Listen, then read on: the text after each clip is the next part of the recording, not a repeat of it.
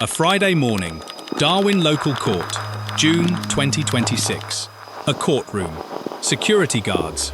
The ordinary machinery of the justice system processing one more case in the Northern Territory's busiest court. Then, at 9:50 a.m., a patched member of the Mongols motorcycle club looks at the dock around him, looks at the guards, and jumps. He lands running. He is out the door before anyone fully registers what just happened. CCTV captures him walking into Tamaris Court. Then he is gone. What follows is 5 days that mobilize the NT Police Fugitive Task Force, the Gang Task Force, Strike Force Trident, and the Dog Operations Unit simultaneously. 7 people arrested for unrelated offenses during the search. One woman, 25 years old, taken into custody for allegedly helping him stay hidden, and a network of associates across Greater Darwin being systematically dismantled, while one man stays one step ahead.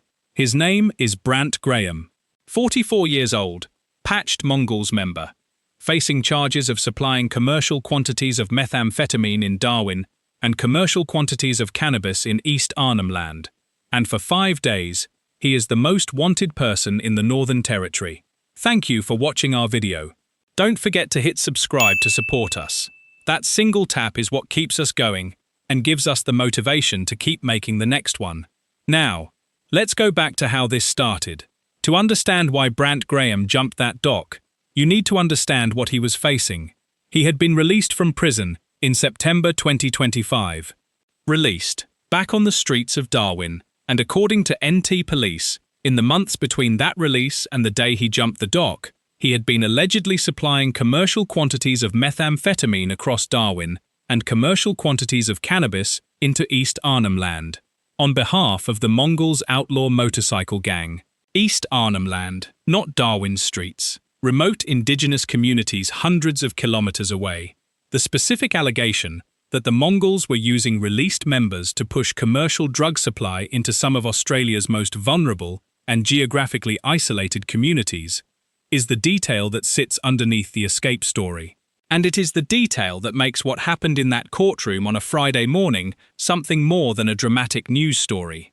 It is a window into how organised crime operates in the Northern Territory, in ways and in places that most Australians never think about. At 9:50 a.m. on that Friday, the offender escaped custody from G4S court security at the Darwin Local Court and was last seen on CCTV walking into Tamaris Court. He may also have been sighted at Doctor's Gully around 10:40 a.m. NT Police immediately established the Fugitive Task Force.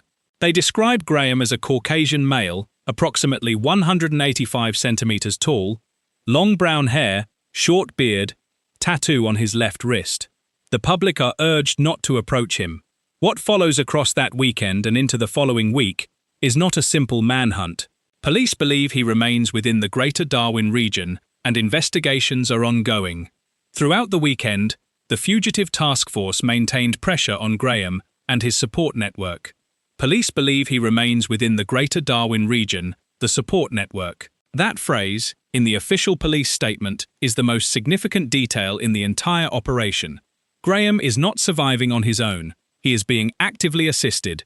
Associates are sheltering him, moving him, keeping him ahead of a task force that has multiple units deployed simultaneously. To date, 7 people have been arrested during the operation for outstanding warrants, breach of bail, and drug-related offences.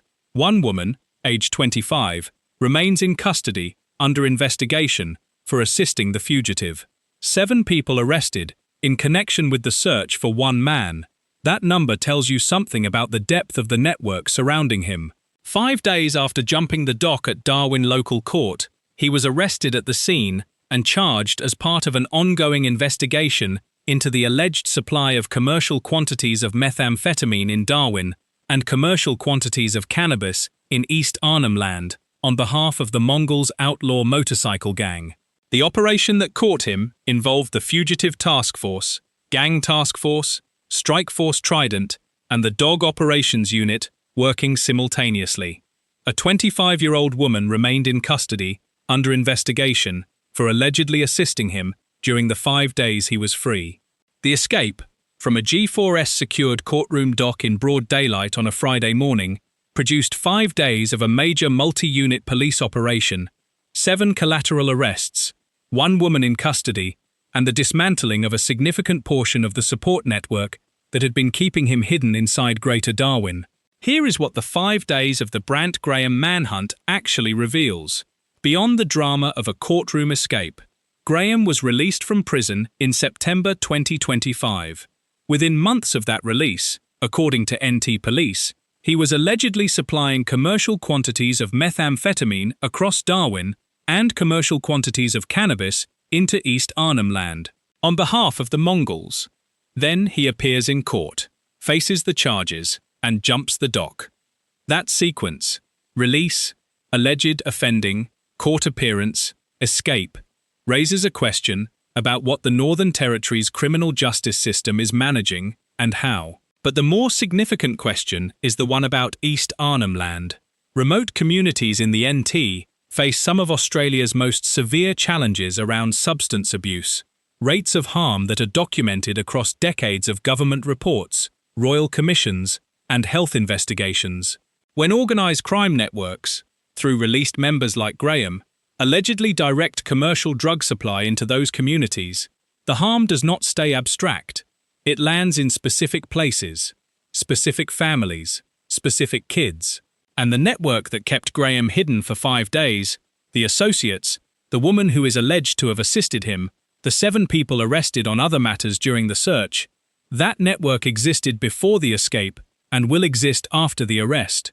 The arrest of one man does not dismantle it. Brandt Graham, 44 years old, patched member of the Mongols motorcycle club, released from prison September 2025, subsequently alleged by NT Police to have supplied commercial quantities of methamphetamine in Darwin and commercial quantities of cannabis in East Arnhem Land on behalf of the Mongols.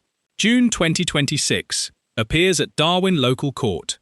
At 9:50 a.m, escapes G4S custody by jumping the dock. Last seen on CCTV, walking into Tamaris Court.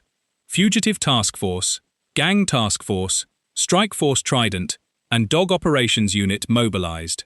5 days on the run, inside Greater Darwin. 7 people arrested for unrelated offences during the operation. 1 woman, 25, taken into custody for allegedly assisting the fugitive. Arrested on day 5. Charged. Investigation ongoing. There is a moment in every escape story where the person who runs makes a calculation. The calculation Brandt Graham made on a Friday morning in Darwin Local Court, looking at the dock, looking at the G4S guards, choosing to jump, was not irrational. He was facing serious charges. He had a network in Darwin willing to hide him. He had 5 days. The calculation was wrong in the end. But it was not made without reason. The first question this story raises is about that network. 7 people arrested in connection with a 5-day manhunt for 1 man. 1 woman taken into custody for allegedly sheltering him. That is not a support structure that assembles itself overnight. It exists before the escape. It exists because organised crime networks like the Mongols build exactly this kind of infrastructure. People who owe favours, people who are afraid, people who benefit from the relationship, in every city they operate in. Darwin is not exempt. The second question is about East Arnhem Land specifically. Commercial quantities of cannabis allegedly pushed into remote indigenous communities by a released prisoner acting on behalf of an outlaw motorcycle gang. The communities at the receiving end of that supply chain are not in the headlines. Their names do not appear in the police statements. They are the destination, not the story. But they are the reason the story matters, beyond the drama of a courtroom escape and a 5-day manhunt. For our community in Aotearoa, the connection is direct. Released prisoners reoffending on behalf of organised crime networks within months of release is not a Northern Territory problem. It is a pattern this series has documented across multiple investigations. The question that neither a successful arrest nor a failed escape answers is what changes in the conditions that make the network possible in the first place. What do you reckon?